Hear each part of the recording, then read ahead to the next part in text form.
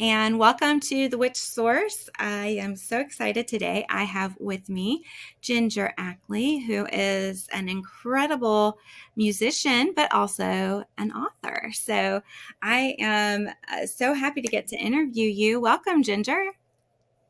Thank you very much, Whitney. I'm glad to be here.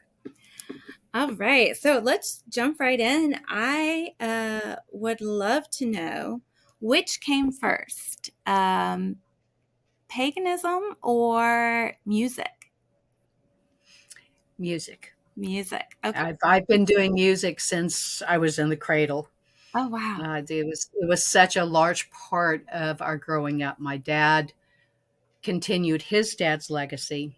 His father brought a bunch of cylinders over from Austria when he emigrated in 1906, Wow. and then continued collecting folk music and records of different kinds of music. And my dad inherited those, and I've got them over 800 pieces of vinyl there in my collection. Um, and I grew up on music from all over the world. My father's family was Slovenian, and so there's a lot of the Eastern Europe influence in some of my music. But my mom was Scottish, Irish, and German, so I've got the Celtic influences from her side. So you never know what's going to come out. Yeah, yeah. It sounds like the perfect blending. Wonderful. So, when did you personally really get involved with music and take up playing instruments? Oh, well, I was forced to take piano lessons when I was in first grade, and that was terrible. But I had a terribly, terribly strict, unforgiving teacher, Mm. and it got to the point where I used to hide before piano lessons so that I wouldn't have to go. Finally, my parents got the idea, and I didn't have to go anymore, which was great. Um, but when I was in seventh grade, for my birthday, they gifted me with piano lessons. Oh my, again. I know, but there was a difference this time. This time it was with the piano teacher that my grandfather had started going to. And she only took people who could play by ear, Oh, wow. which was me. Right. And that was why I had such a hard time with this first teacher. Um, so she taught me to play with music, to enjoy myself with music, to pick up stuff off the radio and learn how to improvise and to work out the chording and oh, but Mary had a little lamb. Let's do that with a bossa nova rhythm, so that sort of thing. Let's change things up a bit. Wow. Great chord theory and an absolute adoration for music this woman had, and that was a real gift that my parents gave me then. Since then, I picked up the guitar until I had an injury. I do the penny whistles. I still do keyboards, but my favorite instrument is the autoharp. And that is the perfect instrument. If you can play by ear, it's the perfect instrument for you to play. Wow. All right. So, when did you fall in love with magic? I knew you were going to ask that question. Okay. Raised Roman Catholic, as many of us were.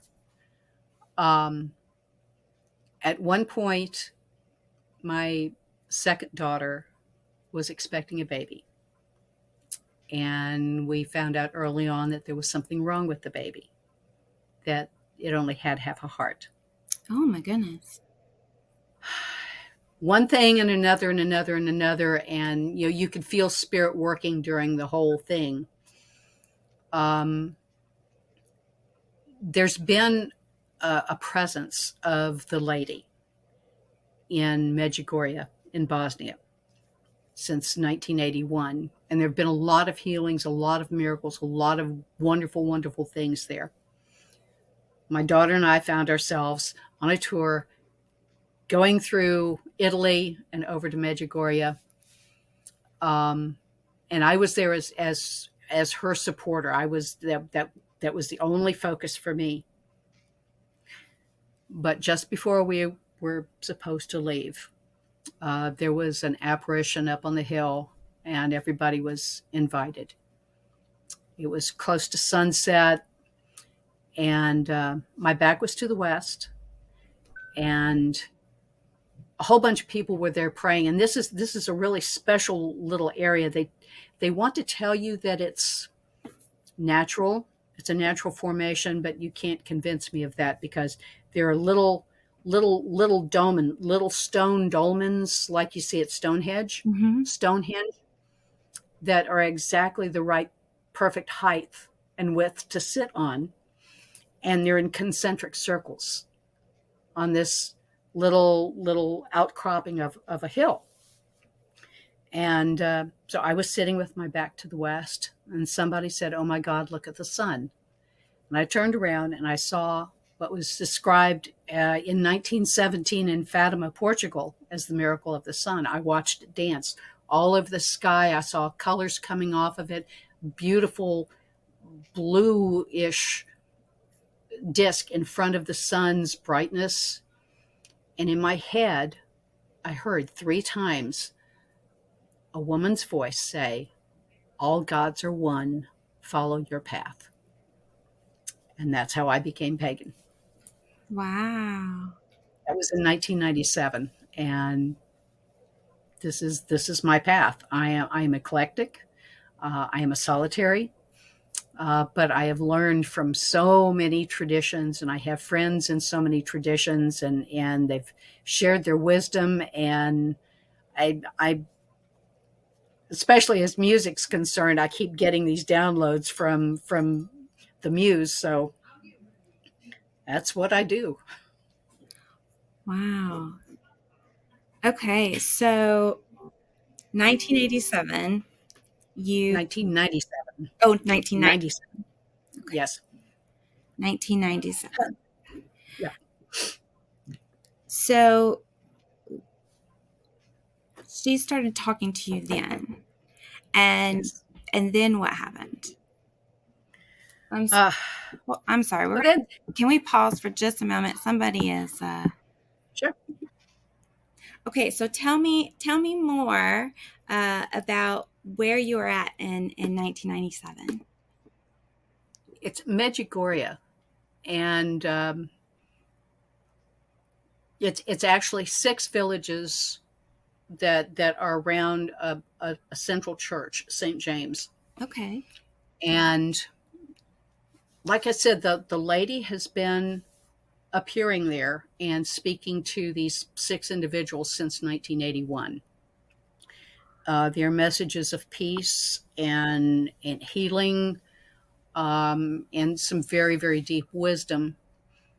Um, the I guess the pilgrimages started pretty early on, and the people of the villages, it, when I was there, you could not find a hotel. There were no hotels. The people in the villages expanded their homes so that they could take in pilgrims. Oh wow. They don't ask for money. They feed you, they house you, they take care of you, um, so that you're just there for spirit. Right. People from all religions go there now. Um, but it's when you cross the boundary into Medjugorje, the first thing you notice is peace. It is peace is tangible. Peace is a real touchable, breathable, tasteable thing there, and it really was one of the most spiritual places I've ever experienced. It was amazing, absolutely amazing. And like I said, I was not looking for anything for myself. I was strictly there for my daughter. Um, the epilogue is that uh, the baby was born with half a heart, went through surgery at 9 days old, and is now what, 26, I think. My math is not real good right this right this minute, Oh, so but she was born in 1990. She was born in August of 1997, and she's had several surgeries. She's really the poster child for hypoplastic left heart syndrome. Um, and she is now on the heart transplant list because she caught COVID oh no. and had a very mild case of it, but it kind of wrecked all the surgeries. So Oh she's no. hanging in there. She's hanging in there. So Wow. Well, that's incredible. So, what is your description of the lady? I mean, being brought up Roman Catholic, one would assume that it would be something like Mother Mary, but what was it for you? um, I have to say, I when I heard her voice, I recognized it. I Mm. knew exactly who it was.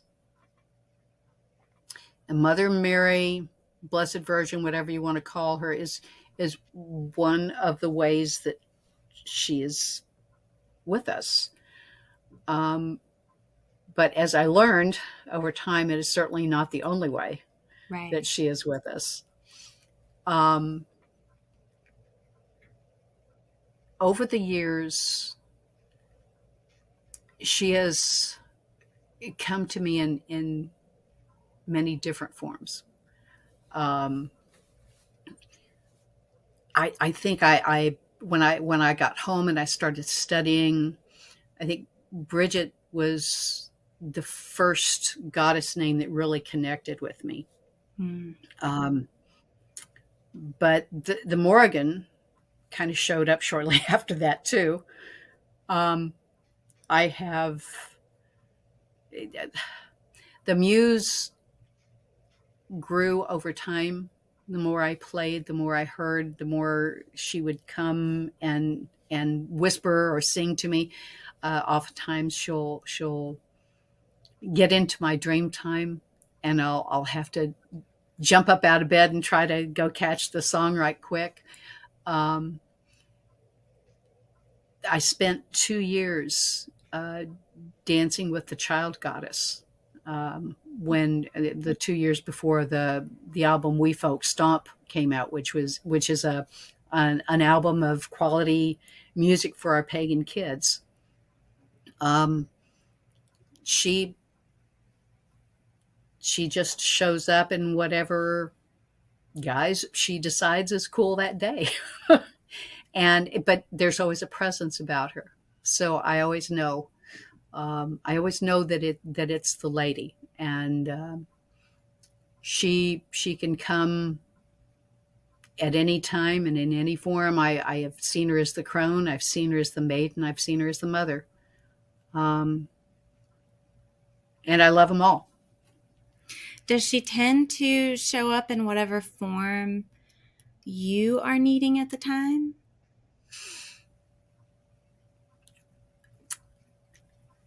I would say sometimes. Sometimes she has, like the child goddess. I hadn't thought about that. I really hadn't. And but there was this afternoon, and I kind of went into sort of a meditative reverie, and I could see her with my mind's eye. I could almost see her with my human eyes, and she was about 3 foot tall, long dark hair, emerald green eyes, and she had boots on, like combat boots Oh, wow. on. And I learned that those are really hard boots because when she wanted my attention, she would kick me in the shins, and then I would limp for a while. Oh, wow. Um, but but she came because she wanted music for her children, and she was very insistent. So I started taking notes. The it was so neat because it was just as I was starting to accept being a crone. And one of the great lessons of this child goddess was that when you reach cronehood, you are all three. You embody. I can become the maiden. I can always mother, and I can be the crone. Um, that exists in all of us, but it's when you reach the wisdom stage that you're able to recognize it in yourself. You can see it in others beforehand, but you recognize it in yourself when you reach that age of wisdom. Right. Wow. That's beautiful. Uh, Thank you. so you did a children's album from this Yes. time together. Yes. What's the name of that album? The Wee Folk Stomp. Wee Folk Stomp. It's oh, there were so many things that happened around that album. Um, there was a point out at a place called Three Gates. It was a sort of a mystery school sort of festival. Um, and I had written a song, some years back, uh, out of an incident that happened out at a little Renaissance fair. Some teen and 20 something guys came out and they wanted to interact with the people at the fair and try to keep up with the story. So they came dressed as goblins. Oh, And there wow. was this whole troop of goblins, and they were absolutely wonderful as goblins. Well, it was a King Arthur sort of storyline going on at the fair. So um, Morgan Le Fay was acting the nasty witch for this one, and so she captured them. And goblins, as you might know, prefer to work at night. They do not like the sunlight. But she informed them in no uncertain terms that since they were now hers, they had to be day workers. And there was much distress. Fortunately, Merlin stepped in and caught the witch in a web and saved the goblin lads. And so I wrote a song called The Goblin Lads.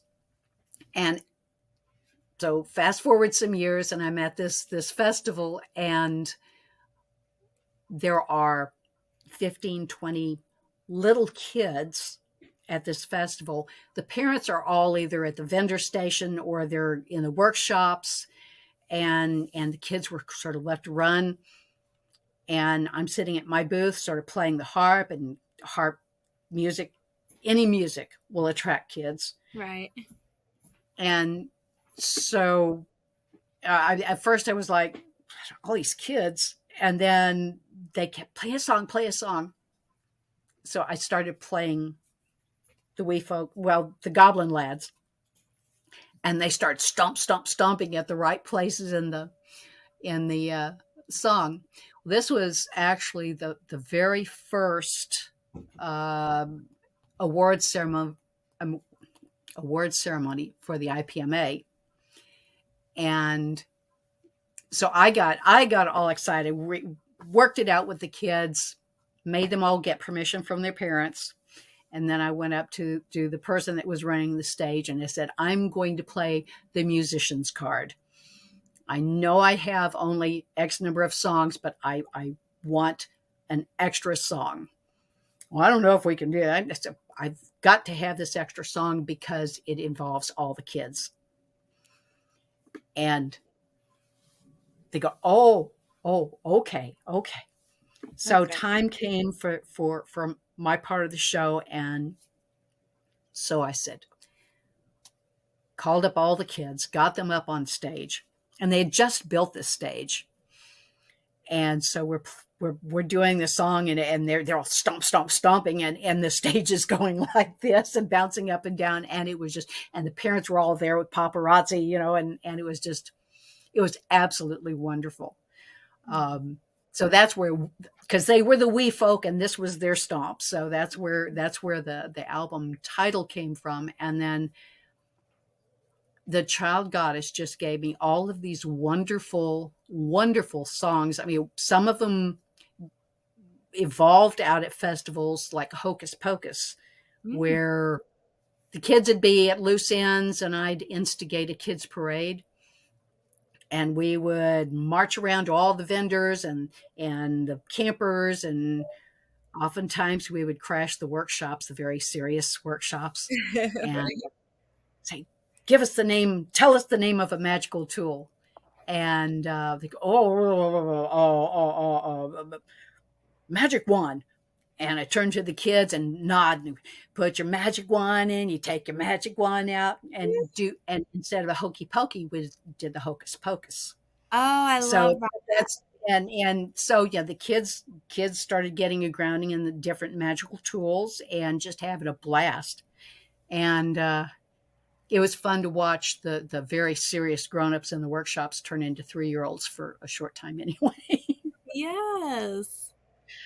So it just, and just the songs on that album were all very special. One I remembered from when I was young, back when Harry Belafonte and all of the folk singing and stuff from like the 60s, 50s, and 60s. And he had a protege, Miriam Makeba from South Africa, and she sang a lullaby in Indonesian that is just so beautiful, Suliram. And I had remembered it phonetically all the time. I even sang it to my own kids. Oh, wow. Um, but and strangely enough, I remembered it correctly when I found the actual lyrics. All right. Wonderful. And then the lyrics, I started out a lyric sheet that turned into a children's coloring and activity book Oh, in wow. Art Deco style. Cool. You never know what's going to happen. Right. So is that the children's book that you have authored, or is there another one?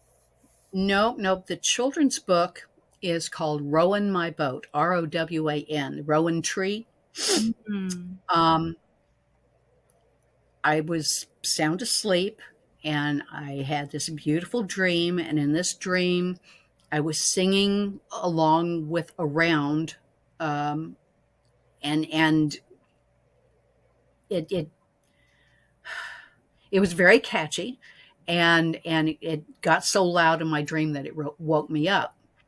And that's the signal for me to run downstairs and start typing and that sort of thing. So I came downstairs, trying to capture it, trying to catch the chords and everything, and half asleep. And I'm going, wait, I was trying to type rowing my boat, Right. but my fingers kept going ROWAN. And I'm going, I don't understand what's going on here. I asked, and she answered. I mean, I could almost hear her in real time saying, "I'm glad you asked." And then she started dictating, and so I'm typing as fast as I can. I learned to type in the Navy, so I'm really fast. And it turned into a book, a children's book about a little boy who was born with shockingly white hair the color of moonlight. And his eyes, well, his eyes were, they're somewhere between the color of the sky and the color of the sea, and you couldn't really tell what color they were. So, of course, the kids made fun of him, kind of bullied him, but he didn't mind because he had made friends with all of the animals of the forest. So when he saw a baby deer that looked to be lost from its mother, he knew where to shepherd it back. So they get to the forest, and there's the mother deer. And so the baby jumps and touches noses with the mother deer and then runs off into the woods. And the mother deer, or thought that was the mother deer, turns into a beautiful lady who looks kind of like his mother, but not exactly. Turned out to be his mother's sister, his Oh. Aunt Stella. And she had brought him the very ancient and beautiful rowan wand and told him that she was initiating him into the family business and that he was to take the wand and throw it in the lake the next night, the rise of the new moon. And he ran home and told his mom, and she goes, "Yeah, that's my sister, all right." So all of them go to the lake that night. He throws in the wand. It turns into a boat, a magical boat with a golden jar on the end. His mother gives him a net that she's been making for him since he was born. Mm. And he goes up into the sky and realizes that his business is gathering the stardust. The stardust is very important because that's what the fairies use to sprinkle on children's dreams so that their dreams are sweet and they can remember the beauty and joy of being an innocent child even after they grow up. So, That. so it's Mooney McGee and Rowing My Boat. Oh, I love that. Thank you. That's wonderful. Okay, I'm gonna have to invest in some items. I have a 3-year-old daughter, so yeah, I'll have to be checking all this out. You Oh, also good. have another book that's about to be published. Can you share a little Yes. bit about that? Yes. This one came out of one of the first songs that was written for my weekly show, Enchantica. And it's the title of the song is Stardust, which is also the title of the book. Okay. Now, in Stardust, we start out with the time before time and the dark before Mm. dark. And the great goddess sits and she holds out her hand. And in that hand is one tiny mote of stardust. Stardust contains all of the elements, everything that we are made of. Mhm. We Yeah, are stardust, right? So yeah. she's holding this one tiny mote of stardust. Now, in the song, she whispers air, she whispers fire, she whispers water, and finally she whispers earth, and life begins. Okay? In the book, and again, this is one that hit me in the middle of the night, and I had to get up and start typing. In the book, when she holds out her hand, she is the child goddess. She is the maiden.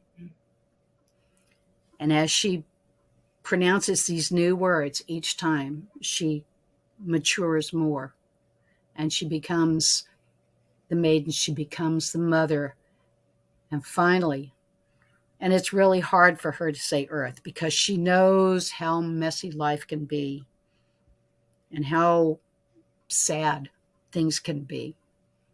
But she also knows about love and about the beauty and about the wonderfulness that people can meet each other. So finally, she says earth and becomes the crone. Wow. And I have a grandchild who has done the illustrations, and they're just Oh, they take your breath away. that's So wonderful. Wow. yeah, my poor husband was not was not prepared for a musician and a creative. Trust me.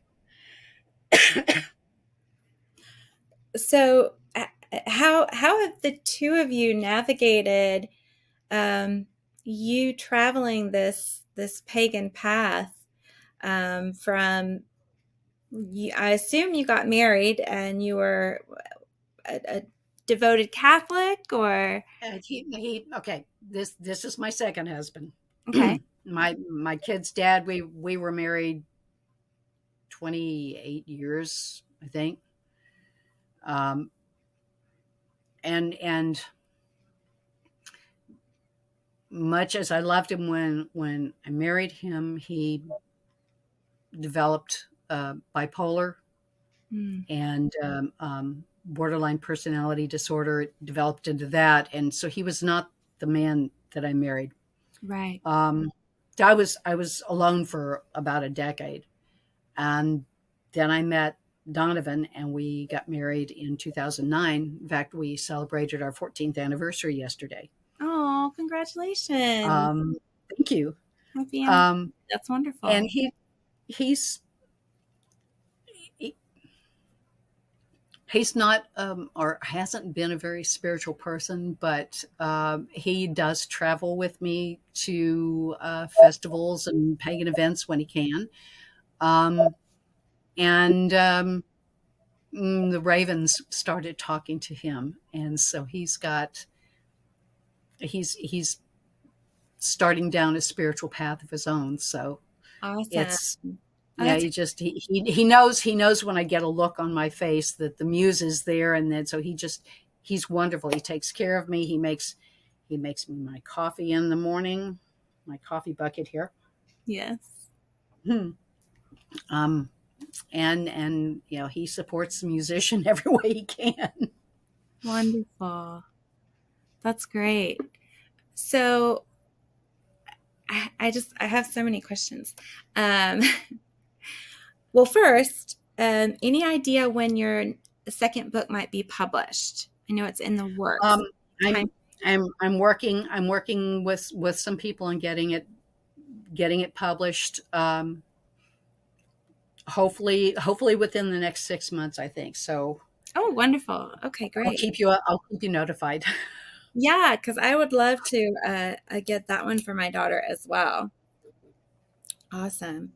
So, how do you feel about the W word? Do you consider yourself a witch or just pagan? Um, it depends on what's going on at the moment. Mm, Uh, yes, I have described myself as a witch.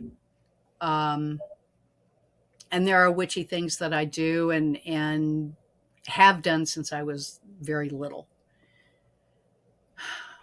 But I try I try to be careful how I use the word because it can be very inflammatory. It can push people away. yes. Um, in Chantica, the thing I do on Wednesday evenings, that's something that's taught me a lot about being open. Mm, I could say, "Hey, yeah, this is a witchy thing," and blah blah blah. But then my Lutheran friend in Germany would be uncomfortable, and my Southern Baptist friends in Alabama would be uncomfortable, and the Episcopals would be uncomfortable. But we all go in there, and Enchantica is connecting to spirit through music, through the elements, through the elementals. Um, and it offers connection with the feminine divine, sometimes with the masculine divine, but there's more goddess stuff in there than not. Um, so I'm careful right. how I use the W word, as you put it. Um, I am pagan. I am muse touched. I'm eclectic, um, and that actually helps me connect with more people. And I think one of the results of Enchantica is that there are people that are walking a Christian path that are more friendly and open to pagans now. Right. Right. But I have my witchy times. Um, one of the things that came out of walking with the child goddess for those 2 years was a persona called Posie the Flower Pixie, Oh, I love it.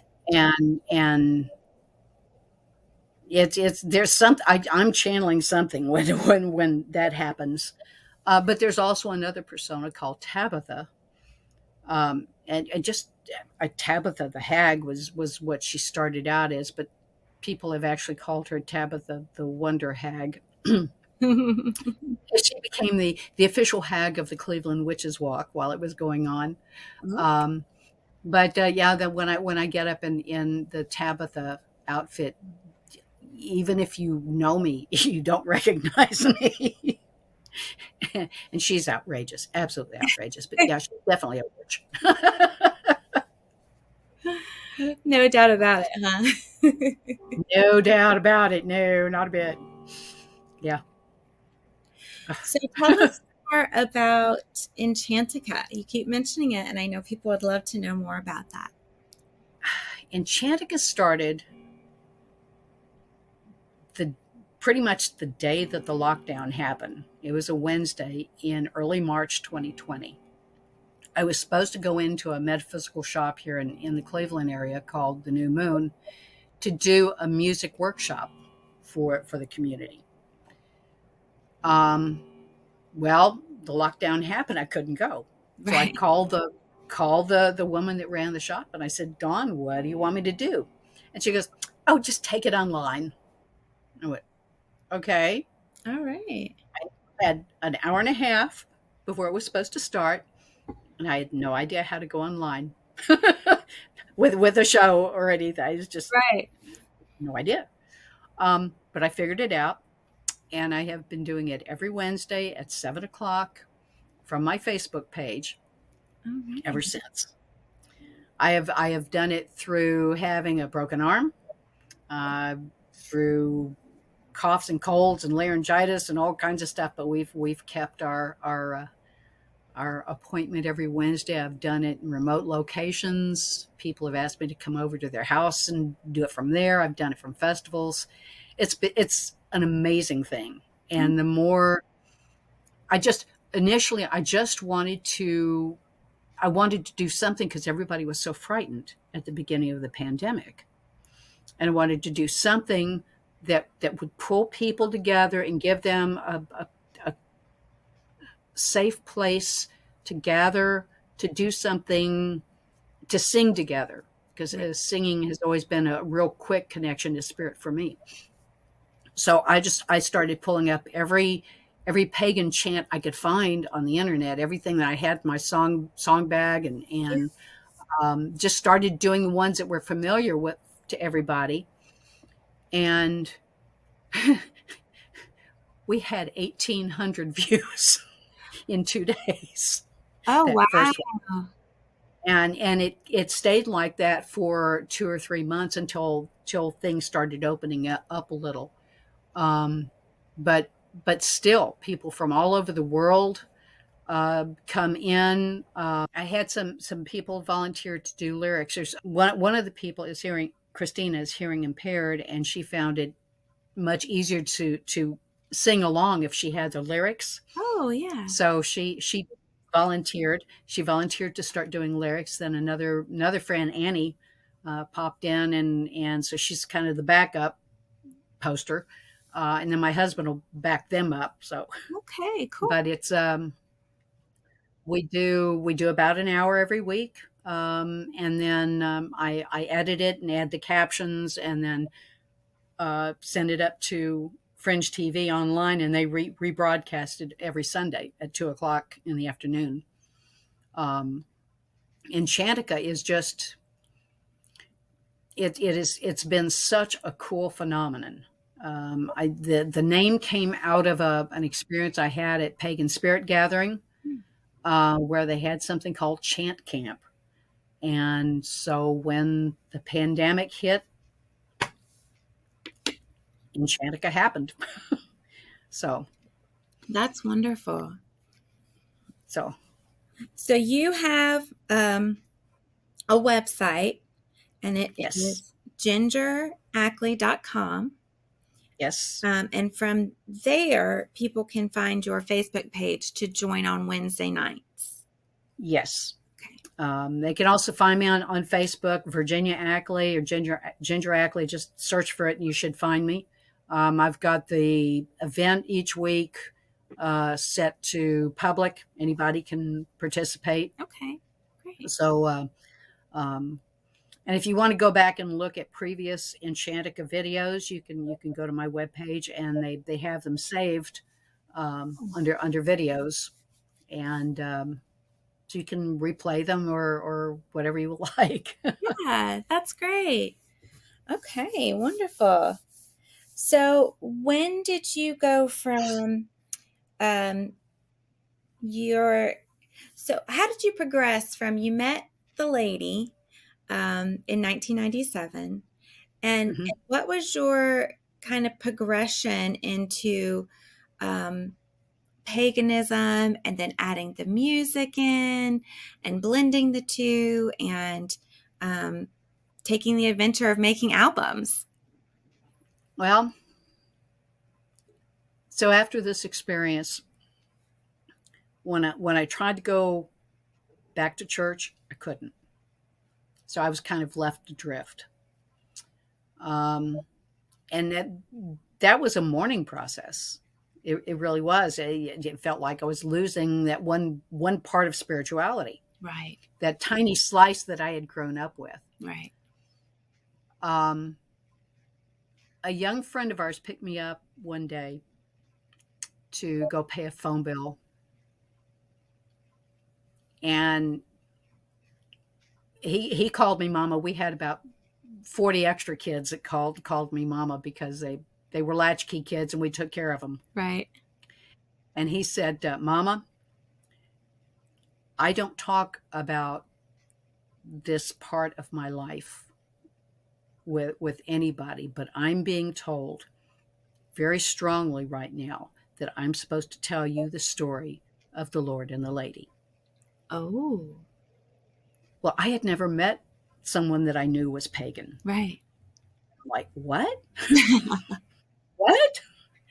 Wow. And And that opened up, I mean, that opened up this huge slice of spirituality, not religion, right. spirituality. It's very different. Yes. And I started studying secretly at first. The internet was there in 1997, and I found a group of people that had sort of an online coven. Introduced me to the basics of rituals and that sort of thing. And I kept studying and studying because when you first set on the path, this thirst for wanting to know everything you can know is just a burning flame. Yeah. And the more I studied, the more it seemed other people were sent into my path. And so there were like this Wiccan group that started asking me to come to their circles, and then there was another sort of, I'm never quite sure what they actually were, but they were a pagan group too. And then some of my young friends that I had no clue that they were pagan started coming over. Can we have a circle in your backyard? Can we do a moon circle in your backyard? And so I started getting woven into this pagan community.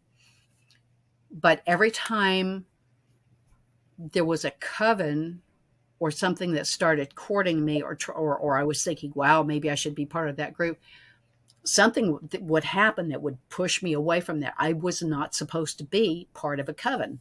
Right. It was limiting.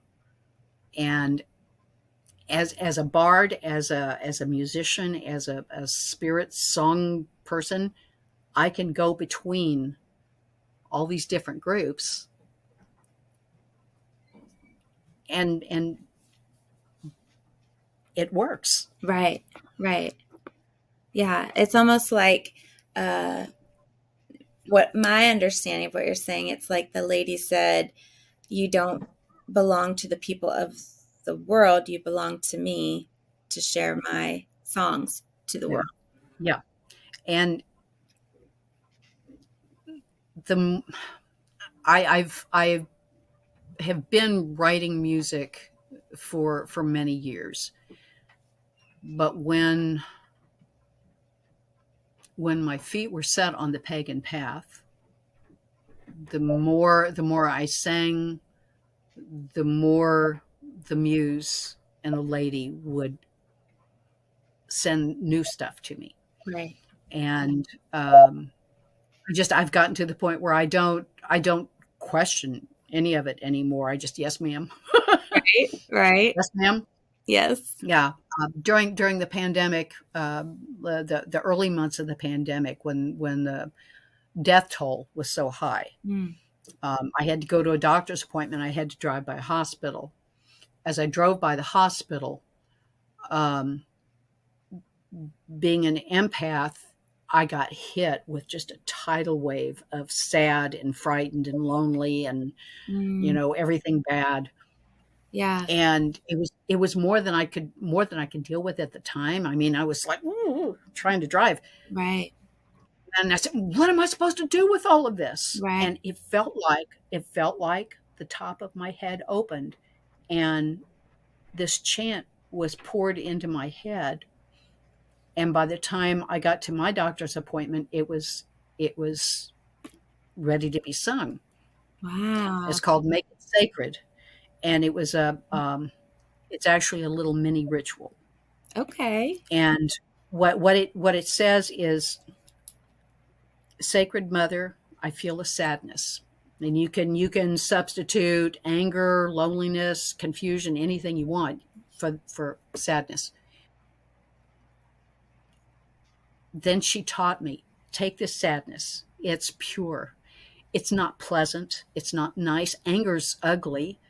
Loneliness is scary. But these are all pure, honest, emotional reactions to something. You don't think about, I'm going to be angry. Right, You don't think about, I'm going to be sad. You just are. right, And it's pure.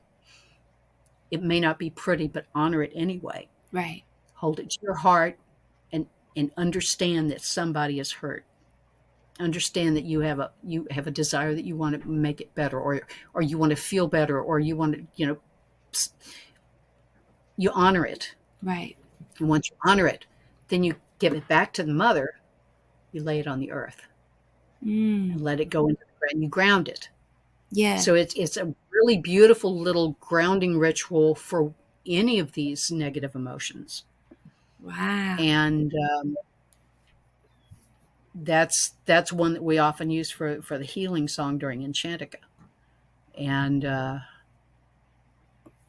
every week people say, "Can you send that to me, please?" And I do, because it belongs to the world.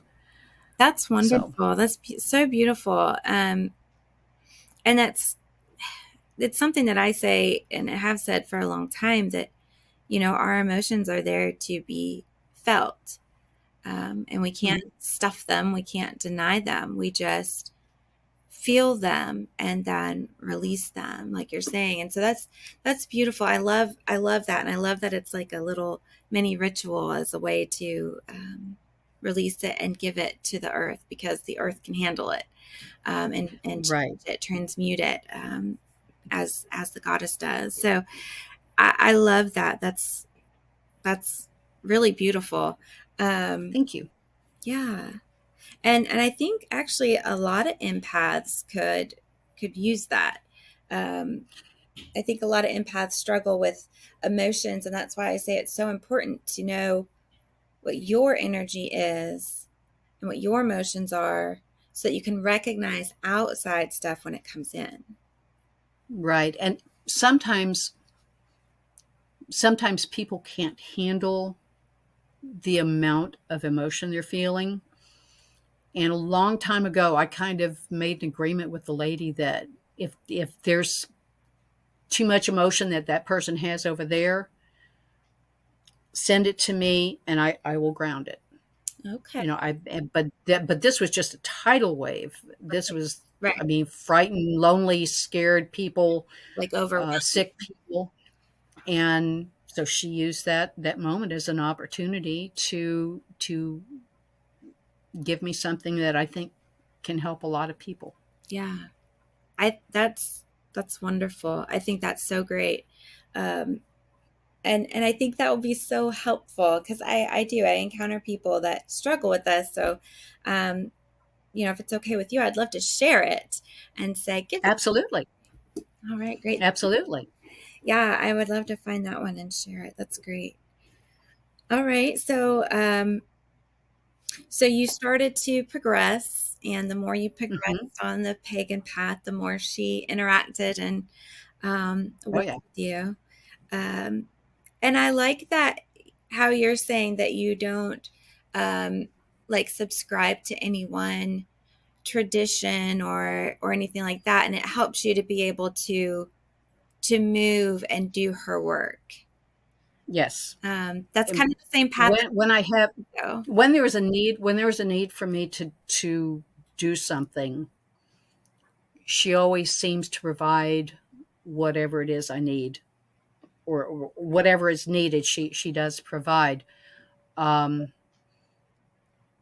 I've not I've not gone through any initiate's path, but there is a closeness that I feel where I don't necessarily need that, although I am going to start studying probably one of the northern paths Hmm, fairly soon. okay. Um, but it's one that involves music, and it's kind of being a priestess of music, I guess. That's But it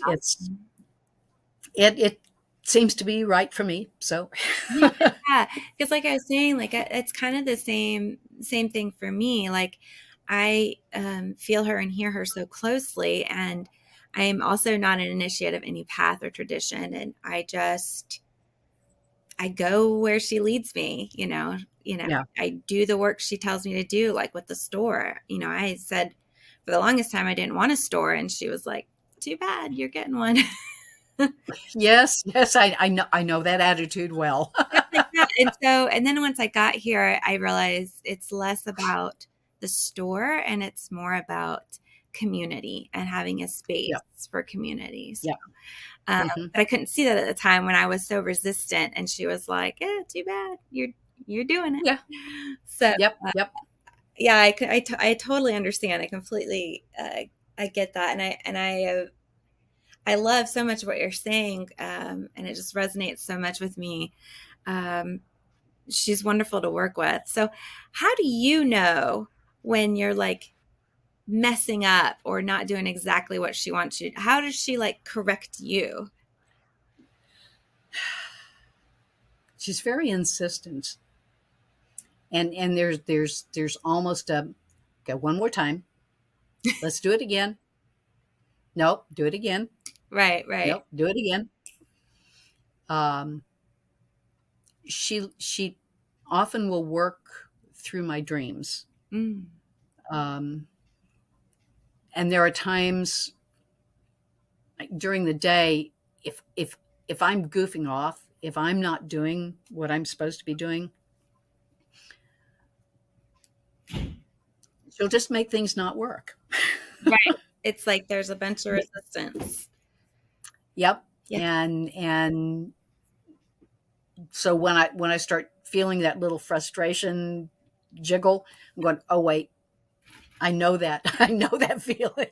Yes, ma'am. What do you need me to do? yeah. I get the same And feeling. I don't mind. It doesn't bother me. It's like, okay, yeah, enough dawdling. Let's get on with what you're supposed to do. Right, right. So Yeah, I love that. It's like if you get, like you're saying, that frustration or that things aren't working, or you get kind of like a block, and it's like, no, yep, that's not the direction. Let's reassess and redirect. yep, So, yep. wonderful. And she also tells me when to stop working. A Right. lot of times, if I'm overdoing it, Oh yeah. she will pop in, and then I don't get up on time in the morning. You know? Like you need your body needs the rest, or you need what? Yeah, Yeah. yeah. So she doesn't use you up Right. Yeah. I when you're get cooperating with her. that a lot too. Of okay, you need to be doing this, or you need to be doing that, or you need to refuel, Hmm. or you need to slow down. Gosh, yeah, that's a funny one. I kept seeing turtles on the road, and I finally said, "Okay, okay, I get it. You want me to slow down? Stop putting turtles on the road. That's so dangerous. I don't like it. Like I get the message, right?" And she was like, "Okay, okay." So she stopped putting the turtles in the road. And like a week or two later, I got a speeding ticket. She's like, I sent you Lesson three learned. messages 3 times. Less. I saw turtles in the road to slow down. And yeah, I Yeah. should have listened. But I was just like Yeah. heartbroken. Like, Humans can be a little dense. yes, Humans can be a little dense at times. yes, we can. I just as I've gotten older, I've tried to improve my listening skills, my spiritual listening skills.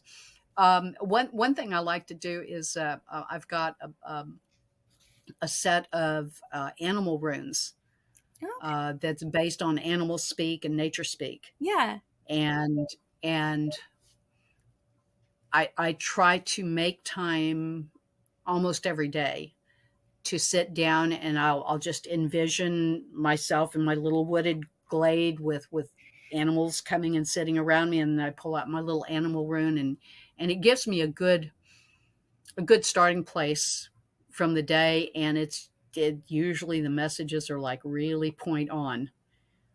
I've used them in my crone circles too, and everybody's just amazed at how to the point and to the moment right, the runes are. right. Spot on and accurate. And yeah, Hmm. I love I use a deck of cards and I love that. And I love that you make the time to do that and make that a priority because it is a priority. And I think sometimes we can forget. And that's like when I got that speeding ticket and I was like, why? And she was like, I told you, turtles. And I was like, oh no, the turtles. You're right. That was my fault. Yeah. Yeah. Yeah. All right. So you just followed the path and everything progressed. And then you won an award. Yes. I've worked with the IPMA just about since it started, and in 2020 I was voted best female artist, which was just it was just so neat to be recognized like that. Yeah. Um, and it means that people are getting my music. They're asking for it. They understand it, Right. and they so I keep writing, keep singing. Um, and my songs have been on the pagan charts off and on for all of this time. It's really really really neat. This past I think this past week, the Cauldron posted their top 10, and I had number 1 and number 10. So that just blows me away. Yeah. IPR, I'm on and off the charts there quite a bit, so it's out there. It's getting out there. Yeah. That's great. That's awesome. Um, Okay, so we talked about how people can find you on Wednesday on your Facebook for Enchantica. They can join you live, or they can Hmm. watch the replay on Fringe TV on Sundays at 2. Um, Correct. okay, so the next thing that you were involved with was a thing called the Red Album. Indeed. Can you share with us a little bit about the Red Album and the song that you wrote for it? The Red Album is 19 pagan voices, and they have all been lifted up with original music in support of reproductive freedom. Um, and it started with Roe v. Wade getting knocked down, and it began as in a songwriters workshop at PSG, um, I guess last year. Um, and somehow 19 of us have come together and produced this incredibly rich album. Um, the the emotions of the album run the gamut, as you could expect with a subject like this. Right. Um, there are young new artists on it, people that haven't really gotten out there yet. Um, they've done some magnificent work, And the younger ones are very raw, very angry, very militant. Um, and it runs that whole thing to we're militant, we're angry, to we're going to do something, Mm-hmm. to once we do something, we're going to heal this. Right. And so you get a lot of the energies that flow through this. And those of us in the album that are older reminded the younger ones it's not just about abortion. Right. Right. Abortion is actually the smallest part of it. It's about our privacy. Reproductive health deals with so many facets of our society. Um, we have to stand up. We can't let it fade into the shadows. So we sing, and we're going to keep singing. Now, my song is called Reclaim. It is about dealing with the trauma that has happened to you, generic you, Right. in the past. When you're injured as a child, when you're injured as a teen, when you're injured as a young adult or grown up, whatever, every time uh, you tend to leave a bit of yourself in that past. Yes. And the point of Reclaim is to say, gently go back, and you will not tell me that I'm not who I am, and you won't tell me that I'm not true, and you will not take anything that I don't freely give you. Right. So just very gently, I'm going to take my power back from you. Thank you very much. I release you. I release the trauma. Now we can both go forward. Right. Because it seems like when I was getting actually being sent the words for the song, it's another one that she just sort of downloaded into my head. Mm-hmm.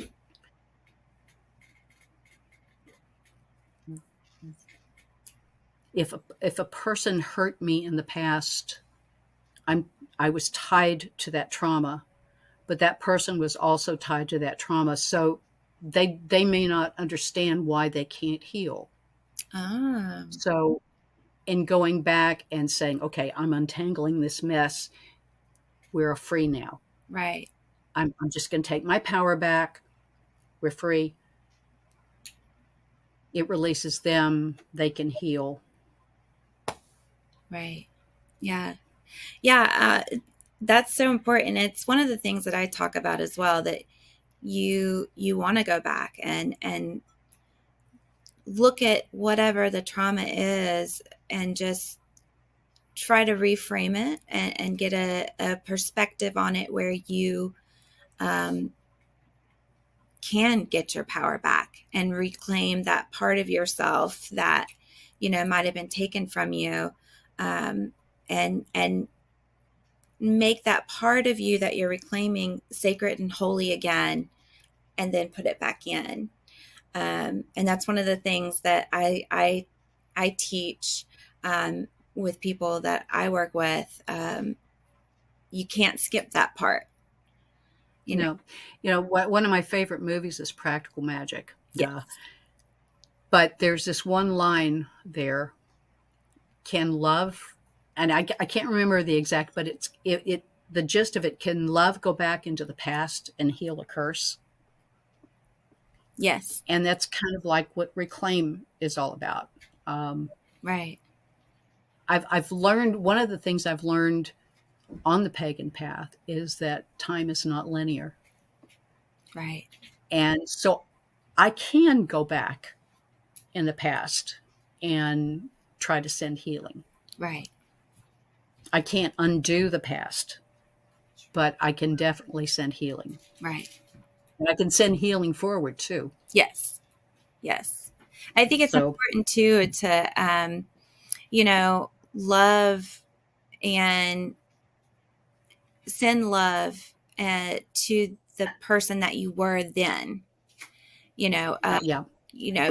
and realize that that person you were in the past, with what you had, where you were, the knowledge you had at the time, you know, the understanding of the world that you had at the time, which may be very different now.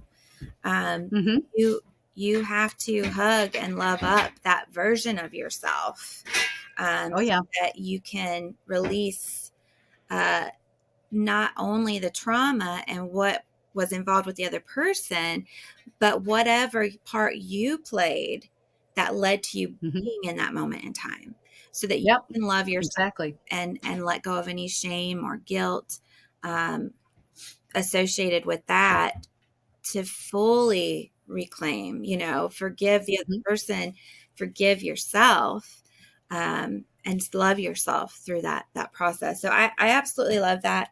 Um, that there's no question in my mind as to why Reclaim is number one on Cauldron Radio right now.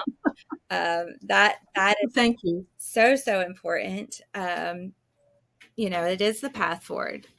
Is sometimes going back and healing is the path forward. So I love it. Thank you for sharing that. So tell us a little bit more about what's coming up with you. What's your schedule? Well, right now, the end of this month, I will be in Indianapolis for the Indianapolis Highland Games. I'm going to be singing and telling stories for kids of all ages. Um, then the 15th, 14th, and 15th of October, I'm going to be at the Trumbull County Fairgrounds in Cortland, Ohio. There's something called the All Hallows Fantasy Fair, Oh wow. or Fantasy Festival. And it's put on by the same people that do the Ohio Viking Festival, and they know what they're doing when they're putting on a festival. They do really, really, really well. So I will be there. Um, I'm kind of hoping that maybe a new pixie will come out, a fall pixie will come out for that one. Um, so I'll just have to see what tutu comes out from the basement. So, um, so I'm going to be doing that the 14th and 15th, and the 4th of November. I think I'm not going to play for it, but I'm going to be at the Columbus Witches Ball in Columbus, Ohio. I think that's going to be it, mostly for the winter season, um, and we'll see what else happens. All right, great. Well, Ginger, is there anything else that you would like to share or tell us about? Well, you had asked me for a song. Yes. We've talked about several songs. Um, Now, if you'd like, I could play one of those songs for you, or I could do one that is called "The Green Woman." I So, what would you like? I would love to hear The Green Woman. What can you tell us a little bit about that song? Okay, "Green Woman" actually started with "The Green Man," and "Come the Green Man" is it was just a really magical song that happened, and first time I played it, and the three of us that were sitting there looked up and we saw the Green Man in the trees, in the big oak trees that were in the park. Later, the question was raised in Enchantico as to whether there was also a green woman and did she have a song? And of course, it happened. And the first time I played this song for Enchantica, there was a rare and great thunderstorm that was happening while I was singing it. It was over by the time Enchantica ended, and I got up from here and I walked over to my window, um, where I was treated to a double rainbow and three deer walking in my cul-de-sac here in Cleveland. Oh wow. And you'll understand the deer when I sing the song. Okay. All right. Okay. Yeah. All right. Let me grab my harp here.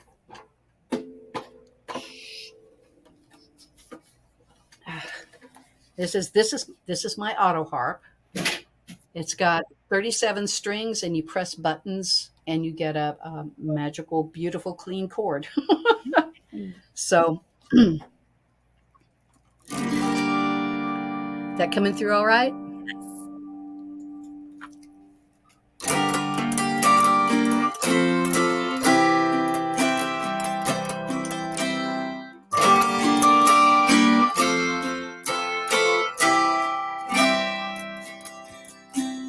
Green woman stepping in the forest glen, trees bowing low as she dances in. Green woman, wild woman, strong woman, tree woman, earth woman, dear woman, real woman, true woman, Ellen of the way.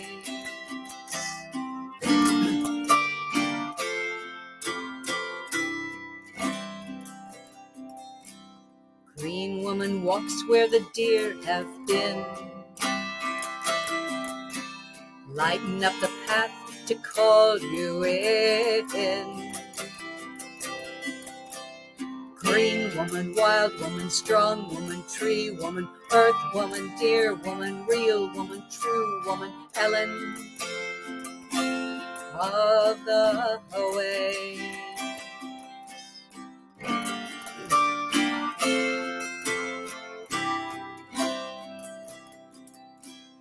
Green woman dances where the spirits play, shining in the moonlight that's bright as day. Green woman, wild woman, strong woman, tree woman, earth woman, dear woman, real woman, true woman, Ellen of the way.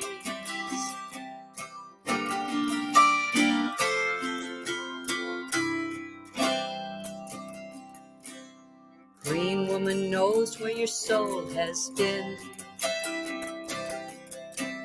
Come into her green, let the healing in. Green woman, wild woman, strong woman, tree woman, earth woman, dear woman, real woman, true woman, Ellen of the way.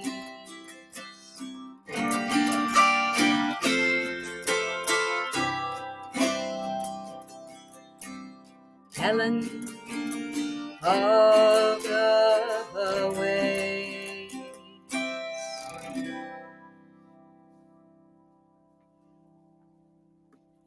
Thank you.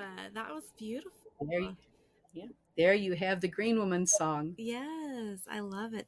That is such a beautiful sound. I love that instrument. Thank you. Yeah, her name is the Muse. Hey, okay. She has a soul, and she likes to write her own music. Well, she is beautiful and she makes beautiful music. Thank you. Yeah. When did you start playing with her? This particular one, she's pre-pandemic, 2017, 2018, 2017, I think. I've been playing the autoharp since the mid 90s. Okay. I had an injury that kept my fingers from making a clean chord on a guitar. Mm. And I was introduced to the autoharp by a friend of mine who is completely blind. Oh, And I have been in a great love affair with autoharps ever since. I've got 5 or 6 now, I think. wonderful. Well, Ginger, thank you so much for coming on and interviewing with me.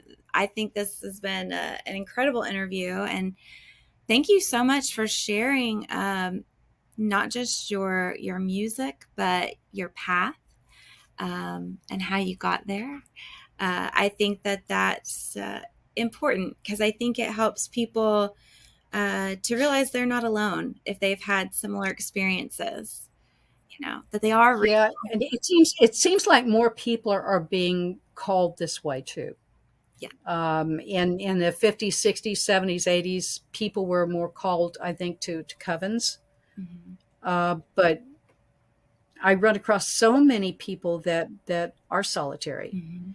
and we get together in circles, but we don't have the coven aspects to it, and it's amazing the spiritual insights that are brought out in circles like that. Yeah.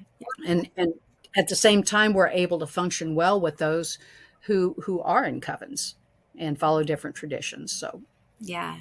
Yeah. Very well said. Very well said.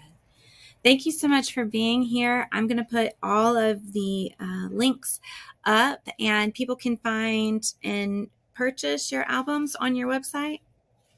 yes, on my website and off a Bandcamp as well. Okay. Um, so All right. I'll list. I'll send you the links Okay. if you want. Yeah. Yeah. That'd be great. Okie doke. Well, thank you so much for being here. I appreciate you. And hopefully, I can maybe interview you in the future when you get your children's book released and maybe another album. I would love that. I would love that. All right. So thank you so much, Whitney. You made it so easy to be interviewed. Well, thank you. Thank you. All right, friends. Until next time. Bye. Stay magical.